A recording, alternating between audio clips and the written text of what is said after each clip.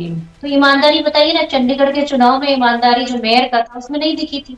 Supreme court को वो चुनाव खारिज करना पड़ा और दोबारा फिर से जो है कैंडिडेट को सिलेक्ट करना पड़ा।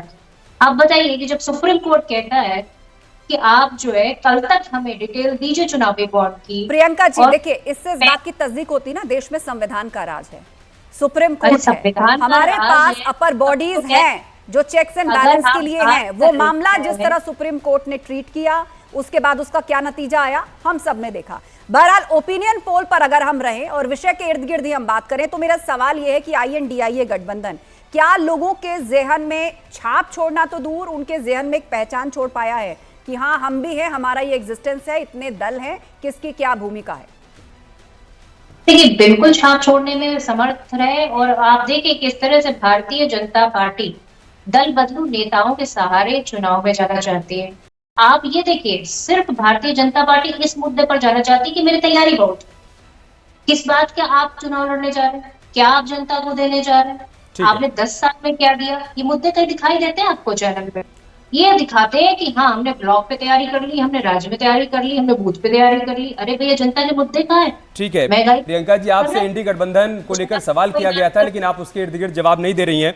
धर्मेंद्र जी, यही सवाल मेरा आपसे है, क्या जिस तरीके से चुनाव से पहले एक हवा बनी, सारे दल एक साथ आए, पटना में, बेंगलोर में, मुंबई में बैठक हुई, और उसके बाद जो बिखराव देखने को मिला नीतीश कुमार का, ममता बनर्जी का, या फिर पंजाब में केजरीवाल का, उसकी वजह से 44% लोग ऐसे हैं जो ये कह रहे हैं कि नहीं हम नहीं जानते हैं या फिर कुछ कह नहीं सकते?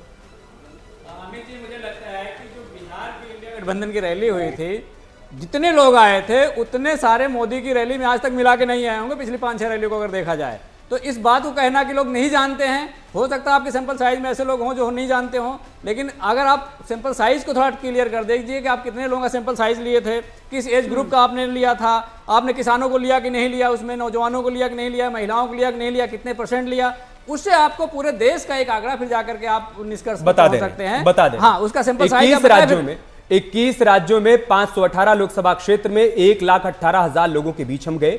उसमें महिलाएं भी थी, उसमें किसान भी थे, उसमें नौजवान भी थे, और हमने सबके सामने सवाल रखा।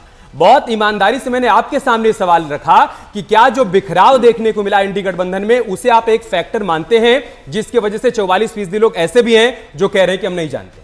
नहीं, देखिए, बिखराव कोई नहीं है, बिखराव उन लोगों में है जिनके अंदर लगता है मुझे किसी तरह का डर है। ममता की राह अलग है, नीतीश कुमार आपसे अलग चले गए, पंजाब में आम आदमी पार्टी अलग चुनाव लड़ रही है, आप कह रहे हैं बिखराव नहीं है। मैं वही कह रहा हूं, बिखराव उनमें है जिनके अंदर कोई डर है। आप महाभारत के समय भी देखिएगा, वहां भी बिखराव था, बहुत सारे कौरव इकट्ठा हो रहे थे, तो उससे कोई ज्यादा फर्क नहीं पड़ता है। जनता बुनियादी बातों पर बात करती है। अब उत्तर प्रदेश में जो 60 लाख जो युवक थे पुलिस भर्ती में गए थे, पर्चा लीक हो गया, अब वो 60 लाख लोगों से आपने पूछा, क्या वो 60 लाख लोग कहेंगे कि भारतीय जनता पार्टी सरकार बननी चाहिए? आप लोगों को चुनावी मंच मिलेंगे इन सभी विषयों को उठाने के लिए, अभी भी आप उठा रहे हैं, बहुत अच्छी बात है। लेकिन ऐसे बहुत से सवाल है जो हम जनता के बीच में लेकर गए। INDIA पे दरअसल कोई ठोस जवाब किसी भी नेता के पास है नहीं, चाहे आप अलायंस पार्टी से बात कर लीजिए या कांग्रेस पार्टी से बात कर लीजिए। लेकिन मेगा ओपिनियन पोल में ऐसे बहुत से सवाल आपका इंतजार कर रहे हैं जिनके जवाब धीरे धीरे आएंगे। एक छोटा सा ब्रेक लेंगे और ब्रेक के बाद लौटेंगे तो पहले राज्य की तस्वीर आपके सामने रखेंगे। वो कौन सा राज्य होगा और वहां के राज्य की जनता क्या मूड बनाकर बैठी है, वो आपको जानने को मिलेगा ब्रेक के बाद।